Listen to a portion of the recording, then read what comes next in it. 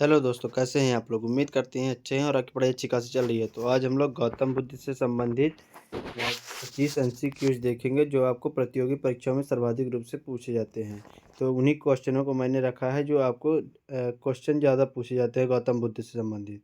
तो गौतम बुद्ध से संबंधित और बौद्ध धर्म से संबंधित 25 एमसीक्यूज को आज देखते हैं कौन कौन से हैं। तो चलिए पहले क्वेश्चन की ओर चलते हैं। आज का पहला क्वेश्चन है, गौतम बुद्ध का जन्म कहाँ हुआ था? तो इसका राइट आंसर क्या हो जाएगा? इसका राइट आंसर हो जाएगा लुम्बिनी में। गौतम बुद्ध का जन्म लुम्बिनी में हुआ था। अगले क्वेश्चन की ओर चलते हैं। अगला क्वेश्चन, गौतम बुद्ध का जन्म कब हुआ था? गौतम बुद्ध का जन्म 563 बीसी में हुआ था।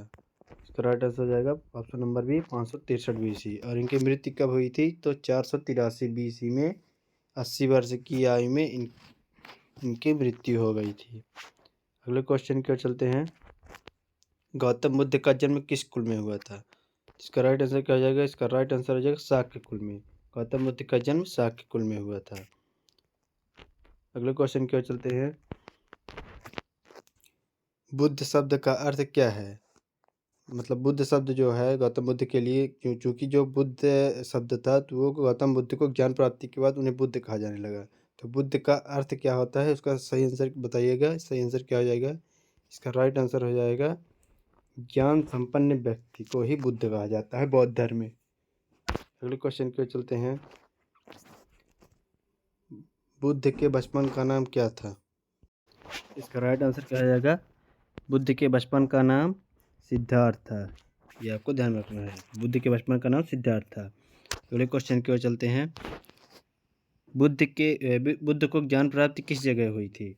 तो बुद्ध को जो है तो ज्ञान की प्राप्ति किस जगह हुई थी? तो आपको बताना है इसका राइट आंसर। तो इसका राइट आंसर हो जाएगा बोध गया में, क्योंकि बुद्ध को ज्ञान की प्राप्ति बोध गया में हुई थी। और ये पीपल वृक्ष के नीचे ज्ञान प्राप्ति हुई थी। आप देख सकते हैं पीपल वृक्ष के नीचे गौतम बुद्ध को ज्ञान की प्राप्ति हुई थी। अगले क्वेश्चन की ओर चलते हैं। बुद्ध के प्रथम उपदेश को क्या कहा जाता है? बुद्ध ने जब प्रथम उपदेश दिया था तो उस घटना को क्या कहा जाता है बौद्ध धर्म में? तो इसका राइट आंसर क्या हो जाएगा? इसका राइट आंसर हो जाएगा धर्मचक्र प्रवर्तन। प्रथम उपदेश की घटना को धर्मचक्र प्रवर्तन कहा जाता है बौद्ध धर्म में। अगले क्वेश्चन की ओर चलते हैं। गौतम बुद्ध की मृत्यु किस जगह पर हुई थी? इसका राइट आंसर आप लोग बताइएगा। इसका राइट आंसर क्या हो जाएगा? जो गौतम बुद्ध थे तो उनकी मृत्यु कुशीनगर में हुई थी। दोस्तों ये जो क्वेश्चन है बौद्ध धर्म से संबंधित और गौतम बुद्ध से संबंधित, तो काफ़ी सिलेक्टेड क्वेश्चनों को मैंने रखा है जो क्वेश्चन डायरेक्ट पूछता है आपकी परीक्षाओं में, तो इसको अच्छे से ध्यान रख लीजिएगा। अगले क्वेश्चन की ओर चलते हैं। जातक कथाओं का संबंध किस धर्म से है? तो जातक कथाओं का संबंध बौद्ध धर्म से है। जातक कथाओं में जातक कथा जो ग्रंथ है उसमें गौतम बुद्ध के पुनर्जन्म की घटना को बताया गया है। अगले क्वेश्चन की ओर चलते हैं। बौद्ध ग्रंथ पिटकों की रचना किस भाषा में की गई है? इसका राइट आंसर क्या हो जाएगा? इसका राइट आंसर हो जाएगा पाली भाषा में। बौद्ध ग्रंथ पिटक जो है तो उसकी रचना पाली भाषा में की गई है। अगले क्वेश्चन की ओर चलते हैं। अगला क्वेश्चन, बौद्ध धर्म के उपदेश किसके शासनकाल में दिए गए थे? इसका राइट आंसर क्या हो जाएगा? इसका राइट आंसर हो जाएगा बिंदुसार। बिंदुसार के शासनकाल में बौद्ध धर्म के उपदेश दिए गए थे, तो आपको ध्यान रखना है ऑप्शन नंबर सी, बिंदुसार। अगले क्वेश्चन की ओर चलते हैं। बौद्ध धर्म ग्रहण करने वाली प्रथम महिला कौन थी? तो इसका राइट आंसर क्या हो जाएगा? इसका राइट आंसर हो जाएगा प्रजापति गौतमी। प्रजापति गौतमी जो थी तो गौतम बुद्ध की सौतेली माँ थी, तो इसको आपको ध्यान में रखना है। और महामाया जो जो थी तो वो उनकी माँ थी जिन्होंने इनको जन्म दिया था। तो और इनके गौतम बुद्ध के जन्म के 7 दिन बाद ही इनकी मृत्यु हो गई थी। तो इसका राइट आंसर क्या हो जाएगा? इस क्वेश्चन का राइट आंसर हो जाएगा प्रजापति गौतमी, जिनकी सौतेली माँ थी वो ही बौद्ध धर्म ग्रहण करने वाली प्रथम महिला थी। अगले क्वेश्चन की ओर चलते हैं। बुद्ध के गृह त्याग को किस प्रतीक चिन्ह से पहचाना जाता है? तो बुद्ध के जो ग्रह त्याग किए थे तो संकेत किस संकेत द्वारा पहचाना जाता है? जिसका राइट आंसर हो जाएगा घोड़ा। घोड़ा जो है जिसका राइट आंसर हो जाएगा। जो कि घोड़े में बैठकर ही जो गौतम बुद्ध थे तो वो उन्होंने ग्रह तय किया था, इसलिए उनका प्रतीक चिन्ह भी घोड़ा है। अगले क्वेश्चन की ओर चलते हैं। निम्नलिखित में से किसे एशिया का प्रकाश पुंज कहा जाता है? तो इसका राइट आंसर क्या हो जाएगा? इसका राइट आंसर हो जाएगा गौतम बुद्ध को ही एशिया का प्रकाश पुंज कहा जाता है, लाइट ऑफ एशिया भी कहा जाता है। तो इसको आपको ध्यान में रखना, काफ़ी इंपॉर्टेंट क्वेश्चन है और सिलेक्टेड क्वेश्चनों को मैंने रखा है जो डायरेक्ट आपके परीक्षाओं में पूछा जाता है। अगले क्वेश्चन की ओर चलते हैं। निम्नलिखित में से किस नगर में प्रथम बौद्ध संगीत सभा का आयोजन किया गया था? प्रथम बौद्ध संगीत का आयोजन कहाँ किया गया था? इसका राइट आंसर क्या हो जाएगा? राजगृह। अगले क्वेश्चन की ओर चलते हैं। निम्नलिखित में से किसके शासनकाल में चतुर्थ बौद्ध संगीत सभा का आयोजन किया गया था? जो ये बौद्ध संगीत का आयोजन किया गया था प्रथम, द्वितीय, तृतीय या चतुर्थ, जिसको काफ़ी अच्छे से आपको ध्यान में रखना है। तो इसमें पूछा गया है कि निम्नलिखित में से किसके शासनकाल में चतुर्थ बौद्ध संगीत सभा का आयोजन किया गया था? तो इसका राइट आंसर क्या हो जाएगा? कनिष्क के शासनकाल में जो है तो चतुर्थ बौद्ध संगीत सभा का आयोजन किया गया था। अगले क्वेश्चन की ओर चलते हैं। निम्नलिखित में से तृतीय बौद्ध संगीत सभा जो थी तो कहाँ आयोजित की गई थी? तृतीय बौद्ध संगीत जो थी तो कहाँ आयोजित की गई थी? तो इसका राइट आंसर बताना है आपको। इसका राइट आंसर क्या आ जाएगा? इस क्वेश्चन का राइट आंसर है पाटलिपुत्र में। तृतीय बौद्ध संगीत का आयोजन पाटलिपुत्र में किया गया था। अगले क्वेश्चन की ओर चलते हैं।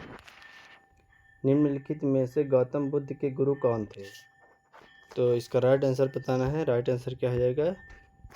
गौतम बुद्ध के गुरु कौन थे? अनार कलाम। क्योंकि गौतम बुद्ध गृह त्याग करने के बाद वो ज्ञान प्राप्ति के लिए गुरु की तलाश कर रहे थे, तो गुरु की तलाश में उन्होंने अनार कलाम से उनकी मुलाकात हुई और उन्होंने अपना गुरु बना लिया था अनार कलाम को, जिसका राइट आंसर हो जाएगा अनार कलाम, गौतम बुद्ध के गुरु। अगले क्वेश्चन की ओर चलते हैं। निम्नलिखित में से किसमें गौतम बुद्ध के पुनर्जन्म का जिक्र मिलता है? इसका राइट आंसर क्या हो जाएगा? गौतम बुद्ध के पुनर्जन्म का जिक्र किसमें मिलता है? तो इसका राइट आंसर हो जाएगा जातक कथाओं में। जातक कथा एक साहित्य है, बौद्ध साहित्य, उसमें गौतम बुद्ध के पुनर्जन्म का जिक्र मिलता है। अगले क्वेश्चन की ओर चलते हैं। बौद्ध धर्म में त्रिपिटक कौन कौन से हैं? तो इसका राइट आंसर क्या हो जाएगा? इसका राइट आंसर हो जाएगा सुत्त, धम्म और अभिधम्म पिटक। सुत्त पिटक, धम्म पिटक और अभिधम्म पिटक, ये 3 पिटक है जिन्हें त्रिपिटक कहा जाता है। और पिटक का मतलब क्या होता है? टोकरी, बौद्ध धर्म में। तो त्रिपिटक कौन कौन से हैं? सुत्त, धम्म, अभिधम्म, ये 3 पिटक हैं, ये आपको ध्यान में रखना है और यहाँ से क्वेश्चन पूछे जाते हैं। अगले क्वेश्चन की ओर चलते हैं। बुद्ध ने सर्वाधिक उपदेश कहाँ दिए थे? इसका राइट आंसर क्या हो जाएगा? इसका राइट आंसर हो जाएगा श्रावस्ती में। बुद्ध ने सर्वाधिक उपदेश श्रावस्ती में दिए थे। अगले क्वेश्चन की ओर चलते हैं। बुद्ध ने सर्वप्रथम उपदेश कहाँ दिए थे? तो इसका राइट आंसर क्या हो जाएगा? इसका राइट आंसर हो जाएगा सारनाथ में। सर्वप्रथम उपदेश सारनाथ में दिए थे गौतम बुद्ध। अगले क्वेश्चन की ओर चलते हैं। बुद्ध के पिता का नाम क्या था? तो बुद्ध के पिता का नाम क्या था? शुद्धोधन, जो शाक्य कुल से थे, ये आपको पहले भी बता चुका हूँ। तो बुद्ध के पिता का नाम शुद्धोधन था। अगले क्वेश्चन की ओर चलते हैं। बुद्ध की मृत्यु की घटना को क्या कहा जाता है? तो इसका राइट आंसर आपको बताना है। बुद्ध के मृत्यु की घटना को महापरिनिर्वाण कहा जाता है। मृत्यु की घटना को महापरिनिर्वाण और प्रथम उपदेश देने की घटना को धर्मचक्र प्रवर्तन और गृह त्याग की घटना को महाभिनिष्क्रमण और ज्ञान प्राप्ति की घटना को संबोधि कहा जाता है। ये आपको ध्यान में रखना है। अगले क्वेश्चन और लास्ट क्वेश्चन की ओर चलते हैं। बुद्ध के जन्म की घटना को क्या कहा जाता है? तो बुद्ध के जन्म की घटना को संबोधि कहा जाता है। ये आपको ध्यान में रखना है, संबोधि। बुद्ध के जन्म की घटना को संबोधि कहा जाता है, ये आपको ध्यान में रखना है। तो दोस्तों आप लोग बताइएगा बौद्ध धर्म से संबंधित ये जो 25 क्वेश्चनों की सीरीज थी तो आपको कैसी लगी? अगर वीडियो अच्छी लगी हो तो लाइक शेयर सब्सक्राइब जरूर करिएगा। मिलते हैं अगले वीडियो में, तब तक के लिए धन्यवाद।